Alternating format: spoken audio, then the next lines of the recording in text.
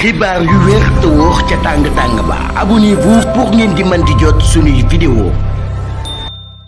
ànd ak ñun ci chaîne bi di Buzz 221 HD dañu ñëw ci guerre bi nga xam ne jamono ji moom mooy am ci diggante Amérique Israël ak ñi nga xam ni ñoo di Iran maanaam Amérique Israël xeex ba ñuy amal contre Iran si loolu yi ci la ñuy ñëw tey maanaam daal di ñëw ci information yi nga xam ne moom mu jëwaat ci Ali Larijani bi nga xam ne moom mooy secrétaire du conseil suprême de sécurité nationale daan nay xam ne nag daal victoire historique bi nga xam ne peuple iranien bi war nañ koo am nag daal ci ñi nga xam ne ñoom ñoo des ci ñi nga xam ne nag ñoo di île Epstein boobee daal di xam ne nag daal loolu yi moom lu jege la nee na victoire bu jege la ni mu waxee ñi nga xam ne nag ñoo des ci île Epstein bi mooy ñoom Donald Trump ak ñi nga xam ne daal jàpp na ni dañoo bokk ci dossier Jeffrey Epstein bi nga xam ni moom mi ab financier américain la woon bu ñu jàpp ci ab scandale sexuel bu gën a mag mën naa wax ni daanaka ci histoire àdduna bi ndax loolu yi 3000 pages la ñu publié ci ay documents yoo xam ni ñaawteef yi mu doon def ak ay kilifa yu mag a mag ci àdduna bi moo tax moom mii mu leen di wooyee ñi nga xam ni kon ñoom ñoo des ci mbirum Jeffrey Epstein boobee loolu kon laa da xam ne Netanyahu nag bi mooy ñaareelu yoon muy absenté ci li nga xam ne mooy ab réunion conseil militaire bi mooy ñaareelu yoon mu koy def te pourtant ñu bari nee nañ deewul am ñu ne amul ay gaañu-gaañu ba gis nañ sax ay vidéo yuy wane moom Netanyahu ci boppam mu ciy wax di xam ne ni mi ngi ci jàmm bu baax a baax waaye moom premier ministre israélien bi di Benjamin Netanyahu day daan nay absenté pour la deuxième fois ci ab réunion du conseil militaire. La séance était dirigée par le ministre de la défense Israël Katz et consacrée au dossier de l'Iran et de Hezbollah maanaam kon Israël Katz ci boppam nga xam mooy ministre de la défense bu Israël moom moo jiite woon boobu lépp réunion loolu nag nekk ñaareelu yoon boo xam ne Netanyahu ci boppam mi ngi absenté te absence boobee nag ñu bari liñ jàpp mooy ak génn àdduna Netanyahu wala ay gaañu métti loolu malgré vidéo yu ñu gis ñu bari jàpp nañ ni vidéo yooyu c'est des intelligences artificielles ñoom ñoo ko daal di defar absence boobee nag daal daan nay am jamono boo xam ne doomam bii di yeer moom tamit di yeer Netanyahu kenn déggatu ko te moom day doon nañ ko gis ci réseau yi muy jàppale baayam ci ay publication yu ni mel ñu bari tamit jàpp na ni moom mi nag daal daan nay wuyu ji faatu fay laaxu daal moom mi nga xam ni moo di yeer Netanyahu loolu kon moo amaat li nga xam ni moo di xibaar bu ñeel waa Israël ci génn àdduna Netanyahu kon daal ñu bari jàpp na Netanyahu moom ba tey dundul chef d'état-major israélien bi nag daal daan nay xam ne ñoom ñi ngi liggéey ngir renforcer seen défense waaye soutenir tamit commandement bu nord bi ak des forces supplémentaires bataille bi nga xam ne ñu ngi koy amal contre la Hezbollah ñu ngi koy amal nag daal ci beneen front principal. Trump daan nay xam ne nag confrontation bi nga xam ne ñu ngi koy am ak Iran am nañ ci benn échec bu mag daan nay déclaré que ne confrontation bi ñu am ak Iran daal am na ci benn partie boo xam nag échec la bu mag a mag loolu daal di xamle daal di affirmer que nag daal qu'il traite avec des adversaires très intelligents maanaam kon ñi muy jàkkaarloo daal ñu yeewu lañ waaye ay acteurs lañ yoo xam tamit nag daal am nañ niveau d'intelligence bu kawee loolu. Trump daan nay jàpp nag daal guerre bi mën naa jeex balaa yàgg dara loolu yi la daal di xamle sax àdduna bi nag gën a nekk ci jàmm bu fekkee dem nañ ba guerre bi daal di jeex moom mii sax daan nay dem ba évoqué ki nga xam ne moo di Qasem Soleimani Donald Trump daal déclaré nag daal Qasem Soleimani moom nit ku bon la woon ku yées la woon waaye nag ab général bu brillant la woon moom Trump nag ba tey ci loolu sax daan nay xam ne nag daal Iran moom da leen a bett militairement ndax ab puissance militaire la fi Iran nekk nag daal ak fi nga doon xaaree wute na lool ci li nga xam ni moo di wàllum puissance ak wàllum doole réaction internationale yi nga xam nag mi ngi am ginnaaw demande bi Trump def ngir ñu daal tëj li nga xam moo détroit d'Ormuz bi ndax moom mi daal ab coalition la bëgg ak yenn ci ay réew ngir ñu daal tëj détroit d'Ormuz bi Chine moom may na ñenn ñi sax ñu daal di jënd pétrole jaar ci détroit d'Ormuz bi waaye ci lim teg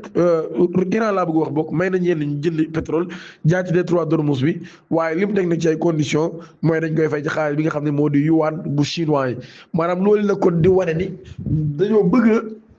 installé Chine def ko première puissance mondiale ci wàllum économie ndax li ñu bëgg mooy daaneel li nga xam ne moo di dollar waaye yëkkati yuan moo tax kon ñu bëgg koo jaarale foofu ci liggéey boo xam ni ñi ngi koy commencé di def comme ni nga ko waxee ci réew yi nga xam Trump sàkku na ci ñoom ngir ñu ñëw ànd ak moom xeex ci détroit d'Ormuz bi ngir daal di koy tëj Italie ci la bokk waaye daa bañ Espagne daa bañ Japon daa bañ France ba tey ñu ngi hésité Norvège daa bañ Canada daa bañ Australie daa bañ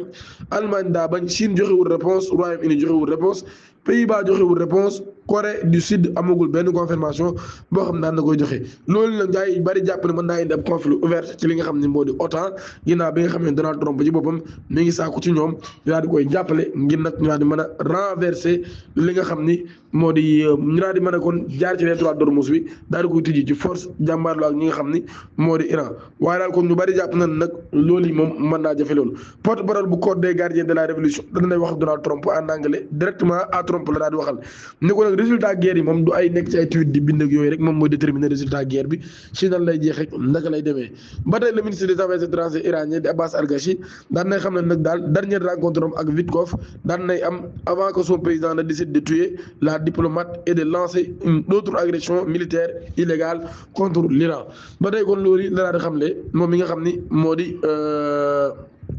le porte-parole du corps des gardiens de la révolution kon loolu dara xamle Washington Post moom li mu xamle mooy am na ñaar téeméeri soldats américains yoo xam ne am nañ ay gaañu ci guerre bi ci juróom-ñaari réew yoo xam ne ñu ngi ci Moyen-Orient bi waaye dem daal di xam ne 13 soldats américains daan nañ ciy faatu juróom-ñaari ci ay attaques yoo xam ne ay drone laa ki missile ak juróom-benn yi nag daal daan nañuy faatu ci li nga xam ni moo di crash avion boo xam ne daan nay am l'ancien colonel armée américain nga xam ne mooy Lawrence Wilkerson daan nay averti que la situation d'Israël est devenue existentielle tandis que les États-Unis pourraient être en train d'escalader les tensions avec l'Iran rendant le retrait difficile après ci loolu sax li ñu gën a neex mooy Iran ci boppam nag daal seen ay missiles yi nga xam ne amoon nañ ko wala seen ay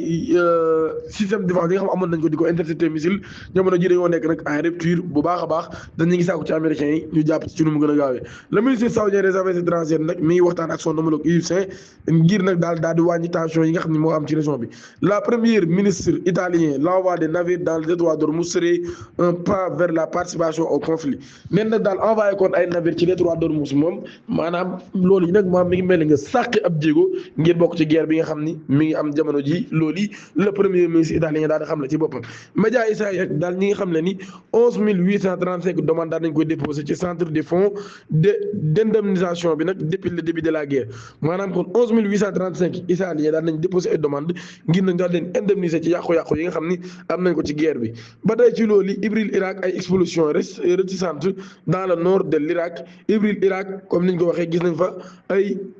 explosion yu bëree bëri moo xam ca Bagdad ak ci bërëb yu bëree bëri yoo xam jamono ji kon daan nay am Émirats arabes unis moom ay attaques yoo xam ne par drone ak roquette sur la base de l'occupation américaine ca Dubaï attaque touchant d'Arabie saoudite explosion dans les bases de l'occupation américaine à Bahreïn explosion à la base d'Ali Al-Salim au Koweït maanaam daal kon bërëb yi nekk foofee yëpp te nekk foo xam ne am na ay bases militaires américains yi gars yi ñu ngi koy laal baax a baax Iran Israël les capacités militaires iraniennes publient il semble que la récente attaque iranienne ait visé les sièges de l'ennemi dans la partie est nord de la Palestine occupée notamment les camps de la brigade